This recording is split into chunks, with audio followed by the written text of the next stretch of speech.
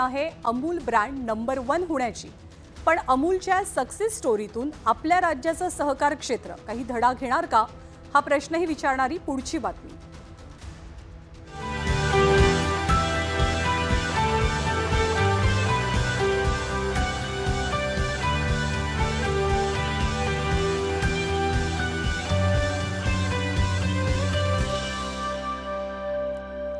तर ही बातमी आहे भारतातल्या प्रत्येक घराघरात पोहोचलेल्या आणि तुमच्या आमच्या रोजच्या वापरातल्या एका ब्रँडची। या ब्रँडचं नाव आहे अमूल।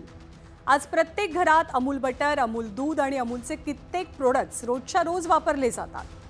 हाच अमूल आज डेअरी आणि फूड ब्रँडमध्ये जगातला नंबर 1 चा ब्रँड बनलाय। ब्रँड फायनान्स या लंडनच्या जागतिक ब्रँड मूल्यांकन सल्लागार कंपनीने एक सर्वे केलेला। या सर्वेनंतरच्या रिपोर्टमध्ये जगातल्या सर्वात स्ट्रॉंग फूड आणि डेअरी ब्रँड्समध्ये अमूलला अव्वल स्थान मिळालंय।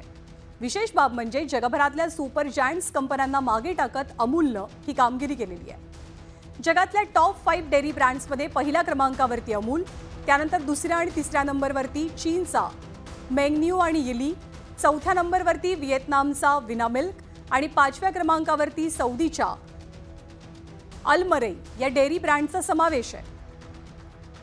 आणि फक्त दूधच नाही तर दुधापासून प्रक्रिया केलेले अमूलचे मिठाई, बटर, आईस्क्रीम सारखे अनेक पदार्थ आज घराघरात पोहोचलेत। पण ही लोकप्रियता, ही ब्रँड व्हॅल्यू आणि डेअरी उद्योगात जगात टॉपवर जाण्यासाठी अमूलची 78 वर्षांची मेहनत आहे। 1946 साली गुजरातमधल्या खेडा जिल्ह्यातल्या शेतकऱ्यांनी एकत्र येत एका सहकारी संस्थेच्या रूपानं अमूलची मुहूर्तमेढ केली। फक्त 250 लिटर क्षमतेसह अमूलची सुरुवात झालेली, पण आज अमूलची ही क्षमता 30 लाख लिटर दुधापर्यंत पोहोचलेली आहे। Market is growing very fast and we are fortunately हम लोग सभी प्रोडक्ट कैटेगरीज में है, तो दूध, दही, छाछ और फिर पनीर और जो फ्रेश प्रोडक्ट कैटेगरीज उसमें है। साथ में लॉन्ग लाइफ प्रोडक्ट्स हुआ, बटर हुआ, चीज हुआ, milk powders, ice cream, beverages, I mean मिठाई, you name the product category we are there और intending to expand our presence there. तो इंडिया तो लार्जेस्ट प्रोड्यूसर है विश्व में दूध का, विश्व का सबसे बड़ा बाजार भी है दूध का। और जिस हिसाब से अमूल का डिस्ट्रीब्यूशन एक्सपांशन हो रहा है, इनोवेशन इन न्यू प्रोडक्ट्स कर रहे हैं, नई कैटेगरीज में हम प्रोडक्ट्स ला रहे हैं, तो इस मार्केट के मोमेंटम को कैप्चर करने के लिए वी आर वेल पॉइज्ड। तर आता अमूल ही कंपनी इतकी ग्रेट कशी बनली, इतकी मोठी कशी बनली ते आपण पाहूया। अमूलच्या वाटचालीमध्ये काळानुसार झालेले बदल खूप महत्त्वाचे ठरले। बेस्ट क्वालिटी हा अमूलचा एक्स फॅक्टर आहे। मार्केटिंग स्ट्रॅटेजी म्हणून जन्माला आलेली अमूल गर्ल आज कंपनीची ओळख बनली आहे। अगदी पार्लेजी किंवा निर्माच्या प्रोडक्टवरची मुलगी आपल्याला अट्रॅक्ट करते, तशीच अमूल गर्ल अटरली बटरली म्हणत अमूलची ओळख बनून घराघरात पोहोचली आहे। अमूलनं ग्राहकाला काय आवडतं याची नाळ पक्की ओळखली आहे। होर्डिंग, जाहिराती या सगळ्यामार्फत सगळ्या प्रकारचं उत्तम मार्केटिंग सुद्धा केलं जातं। राष्ट्रीय आणि आंतरराष्ट्रीय स्तरावरती मोठमोठ्या स्पर्धांमध्ये स्पॉन्सरशिप देऊन अमूलनं आपली ओळख जागतिक स्तरापर्यंत नेली आहे। आज अमेरिका, दक्षिण आफ्रिका आणि श्रीलंकन क्रिकेट टीमचा अमूल हा मेन स्पॉन्सर आहे आणि यातूनच या ब्रँडची ताकद किती हे आपल्याला जाणवतं आणि पाहायला मिळतं। अमूलची शून्यातनं सुरू झालेली वाटचाल आपण पाहिली। एक भारतीय म्हणून अमूलचं जागतिक डेअरी ब्रँडमध्ये नंबर 1 वरती असणं हे अभिमानास्पद आहे।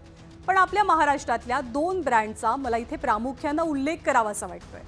त्यातला पहिला ब्रँड आहे महानंद आणि दुसरा गोकुळ।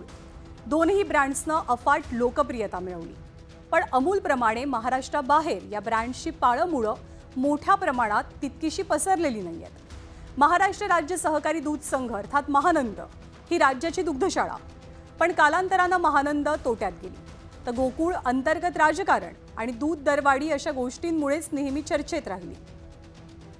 अमूलची बातमी आपण सक्सेस स्टोरी म्हणून पाहतो, पण जेव्हा गोकुळचा विषय निघतो तेव्हा गोकुळच्या प्रोडक्ट्सपेक्षा जास्त चर्चा होते ती गोकुळच्या एजीएम मधल्या गोंधळाची आणि राड्याची।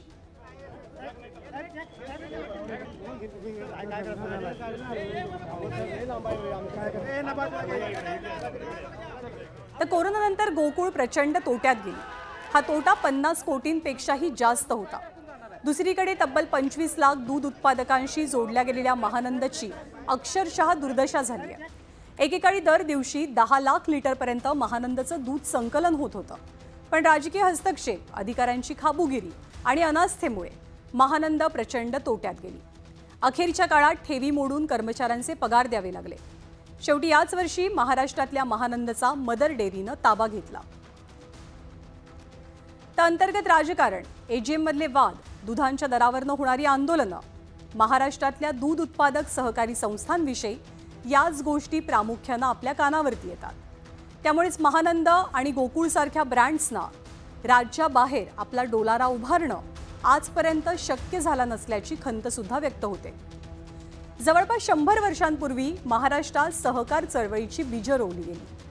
महाराष्ट्राला सहकाराची पंढरी मानलं जातं. देशातल्या सहकार चळवळीला दिशा देण्याचं काम सुद्धा महाराष्ट्रानं डोळसपणे केलंय. पण गेल्या काही वर्षांपासून अंतर्गत राजकारण, नियोजनाचा अभाव या सगळ्या गोष्टींमुळे महाराष्ट्रातल्या सहकारी संस्थांना उतरती कळा लागल्याचं चित्र आहे. त्यात सहकारी दूध संघांची अवस्था जास्तच बिकट आहे, दयनीय बनली आहे. अंतर्गत राजकारणातनं, भ्रष्टाचारातनं महाराष्ट्राची सहकार चळवळ बाहेर पडल्यावरच तिचं पुढचं भवितव्य अवलंबून असेल. अमूलच्या उदाहरणातनं आपल्याकडच्या सहकारी संस्थांनी योग्य तो धडा घ्यावा हीच अपेक्षा आहे.